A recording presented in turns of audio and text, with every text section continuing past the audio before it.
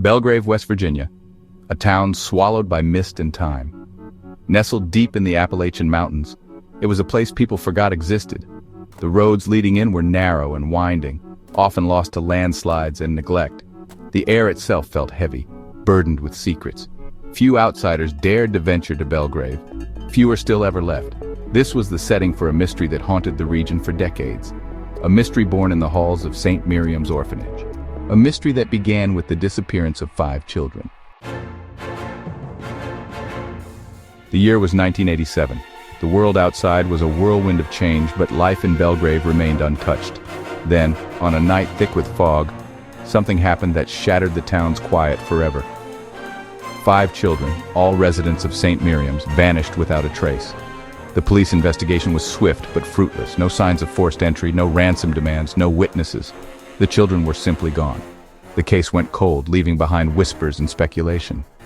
Some said the children ran away. Others whispered of darker things. The truth, however, was far more sinister. In the weeks leading up to their disappearance, the children had been acting strangely. They whispered to one another in hushed tones, their words indecipherable.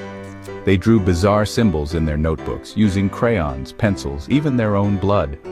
These symbols, later identified as ancient sigils, hinted at something ancient and unsettling. Days before they disappeared, one of the children, a girl named Lily, left a message scrawled on the back of a drawing. It read simply, "They are listening, they are coming." These chilling words proved to be the only clue to their fate. Decades later, the mystery of St. Miriam's landed on the desk of Rowan Vale, an investigator known for her tenacity and her interest in the unexplained. Rowan was drawn to the case, compelled by the unanswered questions and the unsettling details. She began her investigation by poring over old police reports, witness statements, and anything else she could find. It was in a dusty box at the back of a storage locker that Rowan stumbled upon a breakthrough, a cassette tape labeled simply St. Miriam's Session 17.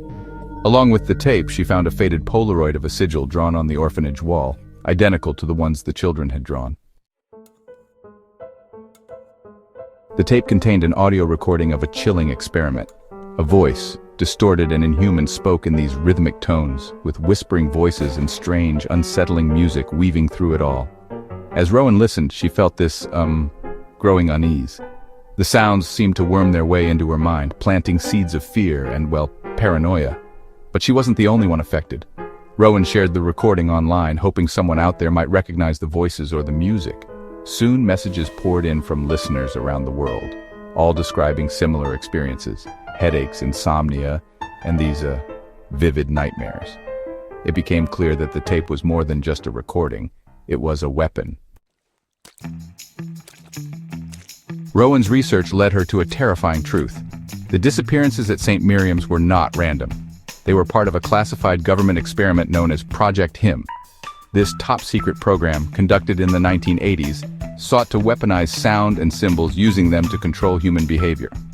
Bellgrave, with its isolation and its history of strange occurrences, was chosen as the testing ground. The children of St. Miriam's, vulnerable and easily manipulated, became unwitting subjects in a horrifying experiment. The tape, Rowan realized, was a relic of that experiment, a chilling reminder of the power of sound to manipulate and destroy. Driven by a need for answers, Rowan journeyed to Bellgrave. The town was just as she imagined, shrouded in mist, steeped in silence. The orphanage stood on a hill overlooking the town, a decaying monument to a forgotten tragedy. The building was dilapidated, its windows boarded up, its walls covered in graffiti. Yet as Rowan stepped inside, she felt a cold, watchful presence. The air was heavy with the stench of mildew and decay. Dust caked the floor, undisturbed for years. As Rowan explored the dilapidated rooms, she found a hidden door behind a bookshelf. It led to a secret chamber, its walls lined with soundproof padding. In the center of the room sat a single chair, outfitted with restraints and wires. This was where it happened, Rowan realized with a shudder. This was where they tortured those children. On a table in the corner, she found a leather-bound book, its pages filled with handwritten notes and diagrams. The title sent shivers down her spine, Whisper Network Protocol. The book detailed the true purpose of Project Him. It wasn't just about controlling individuals, it was about controlling the masses. The scientists at Bellgrave had stumbled upon a terrifying truth. The human mind was vulnerable to certain sounds and symbols, even when transmitted through technology. Project Him, the book revealed, was never shut down. It evolved. It became the Whisper Network, a shadowy organization that continued the work begun in Bellgrave, using subliminal messaging and advanced technology to manipulate the thoughts and actions of people around the world. The strange music, the disturbing imagery on social media, the rise in anxiety and depression, it was all connected. Rowan sits alone in a dimly lit room, the weight of her discovery heavy on her shoulders.